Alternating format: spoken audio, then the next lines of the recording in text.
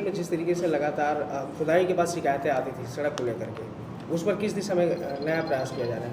नहीं, बड़ी स्पष्टता है इस विषय पर कि जो ठेकेदार किसी गांव में जल जीवन मिशन के अंतर्गत घर घर तक नल पहुंचाने का कार्य कर रहे हैं, अगर उन्होंने पाइपलाइन बिछाने के लिए गांव के सीसी रोड को या WBM रोड को खोदा है तो उनको उसी स्वरूप में पुनः उसको बनाना है। ये बिल्कुल नियम में है।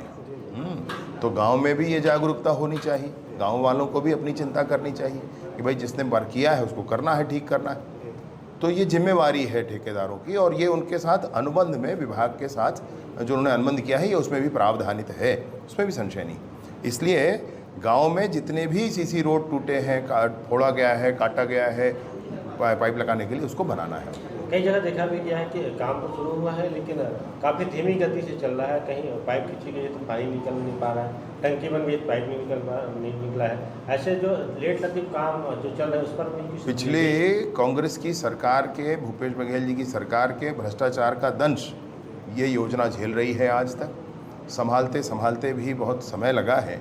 माननीय मंत्री महोदय इस विषय पर अच्छा काम कर रहे हैं। मैं आपसे ये कहना चाहता हूँ कि इस विषय पर गांव वालों की पूर्ण जागरूकता की आवश्यकता भी है, और प्रावधान में भी ये है कि गांव के लोग स्वयं एक एक घर में नल जा रहा है कि नहीं, उसको क्लैंप लगा करके पाइप लगाया गया है कि नहीं, कहीं पर पाइप में रिसाव है तो नहीं है, इन सारे पेयजल की शुद्धता सुनिश्चित हुई है कि नहीं हुई है, इन सब बातों को सुनिश्चित गाँव वाले करेंगे तभी उसको कोई स्वीकार करेगा हैंडओवर लिया। मैंने ये सब की चेकिंग होनी चाहिए, ये गाँव की जिम्मेवारी भी है।